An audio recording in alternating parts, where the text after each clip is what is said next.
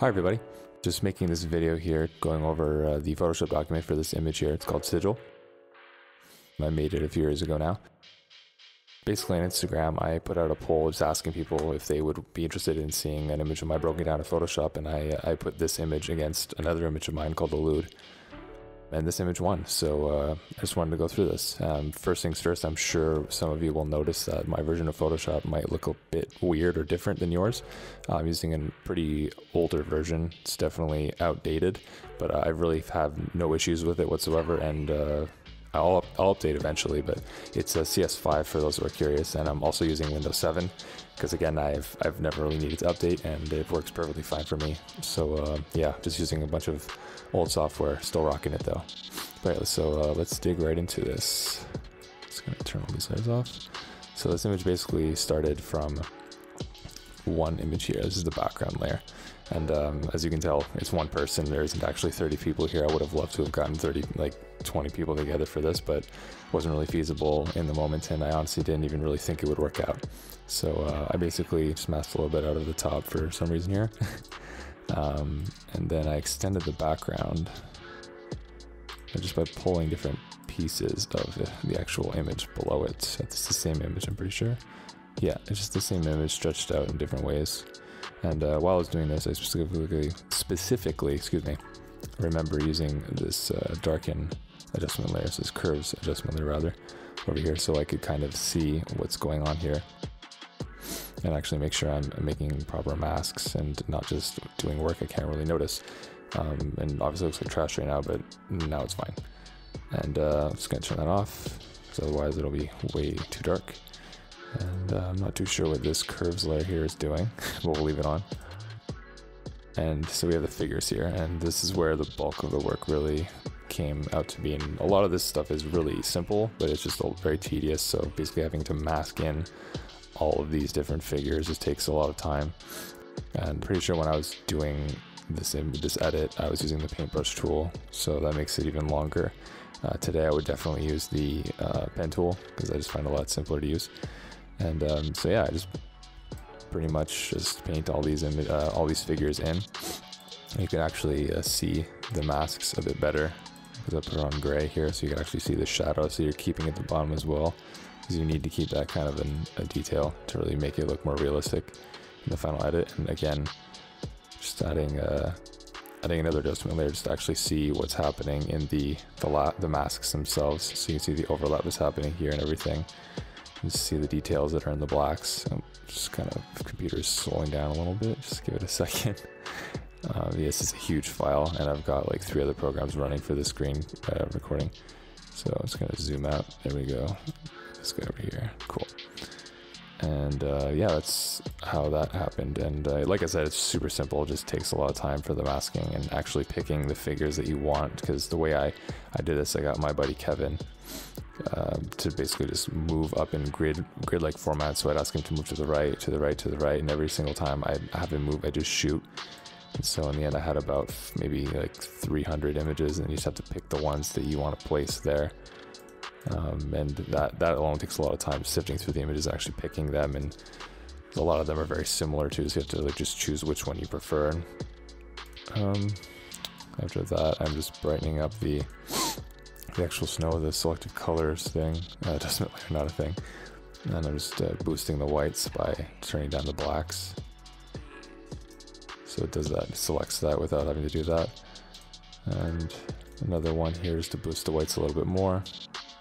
It looks like there's a mask here. I'm not too sure why, because even when I turn it off, it does the exact same thing, but it doesn't really matter. And the sky is actually the same sky from this image, I'm pretty sure. It's just dragged out. And when I'm doing this, just for those who might not know, I'm just alt clicking. That's on a PC, and I'll include the shortcut for a Mac later, but you're basically just alt clicking to solo your layer. And you can do that for any layer. Just make sure you don't turn another layer on, because when you go back afterwards to alt click, you won't be able to solo it out. But so yeah, that sky is actually just this sky stretched out a little bit, and I think I added a little bit of detail here from a different stock image that I found online. Just turn that all the way up and change the opacity, change the blending mode. So you see there's a lot more texture, there's a lot more clarity in this guy. So it's kind of blended that in at a low opacity. Whoops, at a low opacity on soft light, 40%. I think it was at, yeah, it was at 40%. This is just called unused, so I imagine so much of unused sky that I didn't use. Just kept it there for some reason. And then the smoke was really one of the trickier parts with shooting. I got lucky, but it was very windy when we were shooting as well, so the smoke was not this straight up and picturesque. So, whoops. Most of them were, they would actually move to the left with the wind, so I had to shift them all in Photoshop after, and I had a feeling I'd be able to, or I'd have to, like kind of mix the smokes together, but I actually got pretty lucky. This is one of the, this is the raw file here, and it actually turned out pretty sweet with the smoke. Again, obviously I had to turn it, but I really just had to mask it in. And I just stretched it out, I think, here to kind of make it, yeah, it stretched a little bit, and I boosted the reds, and then I boosted theirs a little bit more, again with a selective color adjustment layer, and just pump out up all the reds, and really just get this kind of a clean mask. The best thing that I would do, oh, computer's slowing down again, sorry about that. The best thing I would do would be to, why can't I think of the term? Ah, yes, selective color. So basically, if you have your image here, let's solo it, turn off the mask, oh, the wrong layer, it's this layer. So we'll turn the layer mask off, and we'll solo it. I keep using the word solo because I've been working in Cubase recently, so it's not the right word specifically, but you're essentially soloing the layer. You understand what I mean. So basically you want to go into select color range, and if you just select the red there, it will actually give you a very rough selection. You can adjust the, and there's a bunch of different ways of making selections in Photoshop. This is just, I'm pretty positive this is the way that I did it for this particular image, because the mask is already, it's super close to being done already, and if you shift click in different areas of it, you can increase the radius of, or the different hues of red that you want in your selection. So if you had a red that kind of, even in this red, you can see it goes from a darker red down here to more of like a pinkier tone up here, or a more purple rather. You can just adjust the selection there, and you can output that to a selection, and then turn that to a layer mask. But turn everything back on, and boost the reds again. And obviously there's a little some mask made here for the actual figure on the top of the hill. And that's this guy. Just got my buddy Kevin to go up the hill.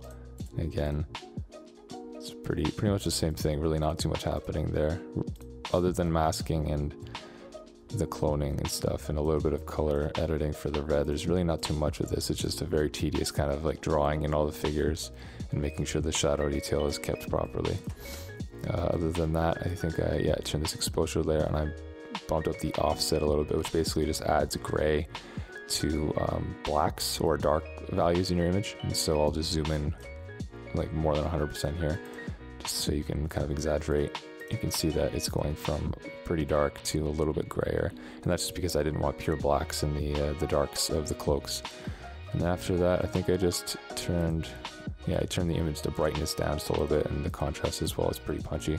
You don't really, it looks super punchy on gray, but when you actually put it on white, which I definitely recommend if you work on black and white images, something you should change up the background once in a while, just to actually see how it looks like. Compare the blacks next to an actual pure black, compare your whites, or what are supposed to be the whites in your image, with an actual white. That way you can see a lot of different color shifts in your image if you have them as well. And I was just editing this on gray before. And again, this is just the darken layer for before.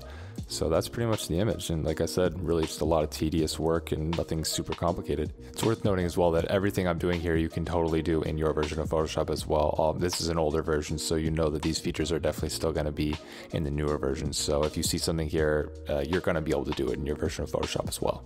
Leave a comment if you have any questions or anything like that. I'd love to answer them and hear from you. Definitely subscribe, because I'll be doing more content like this and kind of doing more behind the scenes, string shoots and stuff like that. My website and all my socials are in the description, and I hope you got something out of this. Take it easy and have a good day.